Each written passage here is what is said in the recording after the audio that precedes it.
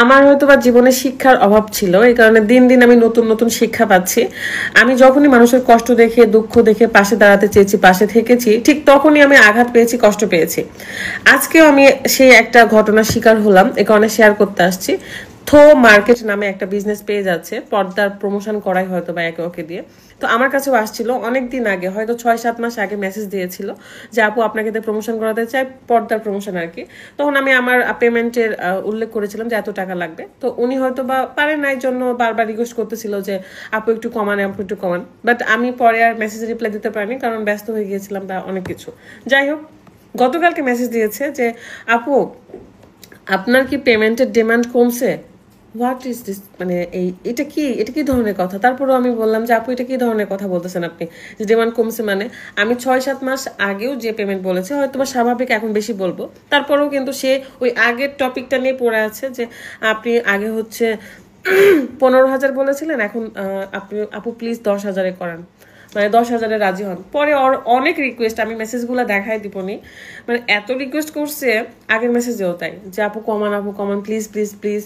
যে ঠিক আছে, আমি বললাম ঠিক আছে আপু 10,000-এ তাহলে রাজি হয়ে গেলাম, আমি করতেছি।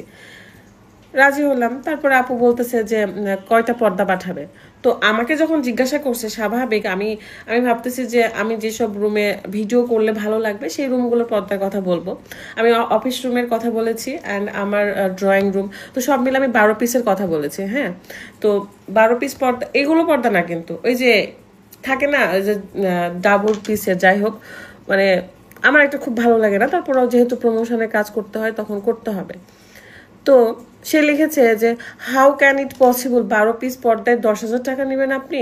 মানে ও বোঝাচ্ছে যে অনেক দামি প্রোডাক্ট আমাকে পাঠাচ্ছে, সেখানে আমি 10,000 টাকা নিচ্ছি, মানে ওকে ফ্রিতে করে দেওয়া লাগতো। যাই হোক, ওই কথাবার্তা, তখন আমি বললাম আপু কথাবার্তা ঠিক করে বলেন। আপনার যদি তাহলে আপনি আমাকে জিজ্ঞাসা করলেন কেন? যদি আপনার পর্দার হচ্ছে বেশি পর্দা দিতে নাই চান, তাহলে আমাকে জিজ্ঞাসা করলেন কেন? আপনি যদি একটা পর্দা পাঠান পাঠান, আমি কাজ করে দিচ্ছি, সমস্যা নেই। তো গেল, তখন বলছে আমার পর্দা কি লোকাল। এই কথাটার অর্থটা কি? আমি কি বলেছি আপনার পর্দা লোকাল নাকি ব্র্যান্ডের? এখন তো এই কথা বললে আমি তো অনেক কথাই উঠাবো। আমি তখন বলেছি যে আপু আপনি একটু কথাবার্তা ঠিক করেন, আমার ঘরের পর্দাগুলো লোকাল না।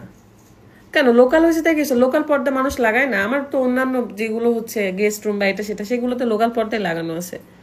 প্রমোশনের ক্ষেত্রে আমি অনেক ধরনের পর্দা ইউজ করি, বা আমার সৌন্দর্যের জন্য আমি রুমের পর্দা চেঞ্জ করি। তখন আমি বলেছি যে আমার আমার ঘরের পর্দা কিন্তু লোকাল না, অ্যান্ড এগুলো অনেক হাই প্রাইসের। শুধু এটাই না, আমার নিচের যে বেডরুমটা, দোতলার বেডরুম, সেখানেও কিন্তু হাই প্রাইসের হচ্ছে পর্দা রয়েছে। তো আমার তো দরকার নাই, আমার আউটলুক দেখে কেন আমি জাজ করব টাকা দিয়ে? আমি এই ধরনের মেয়েও না, আর আমি কখনো আগ বাড়ায় বুক ফুলায় বলিও না যে এটা এত দাম, ওটা এত দাম, বা এটা লোকাল, এটা ব্র্যান্ড। আমি আমার মতো থাকি। তারপরে মানে আবার উল্টাপাল্টা কথা। তখন আমি বলছি ভাইয়া আপনার আমি কাজ করব না, আপনি 10,000 টাকা, একে তো আপনি রিকোয়েস্ট করে করে আমাকে 10,000 টাকা নিয়ে আসছেন। তো যাই হোক, আমি আপনার কাজ করব না, আপনি দেখে নেন অন্য জায়গায়, কারণ আমি এত কথা শুনতে পারবো না। কেন শুনবো? আমাকে এ ধরনের কথা কেন শোনাবে? তারপর বলছে যে অল্প পানির মাছ বেশি পানিতে আসলে যা হয়। আশ্চর্য, আপনি নিজেই কিন্তু আমাকে হচ্ছে রিকোয়েস্ট করে করে দাম হচ্ছে কমাচ্ছেন, পেমেন্ট কমাচ্ছেন। আমি রাজিও হলাম, সুন্দর করে কথাও বললাম, অথচ আপনার কথাবার্তায় তারা তারা যে how can it possible, 12 piece পর্দায় 10,000 টাকা, আবার হচ্ছে আমার পর্দা কি লোকাল। ভালো ব্যবহার না করলে বিজনেস করতে পারবেন না। আপনি আমার সাথে যেভাবে আচরণ করে কথা বলেছেন, আমি কিন্তু আপনার সাথে যথেষ্ট ভদ্রভাবে কথা বলেছি। অ্যান্ড আমি আমি অল্প পানির মাছ বেশি পানিতে আসছি, নো।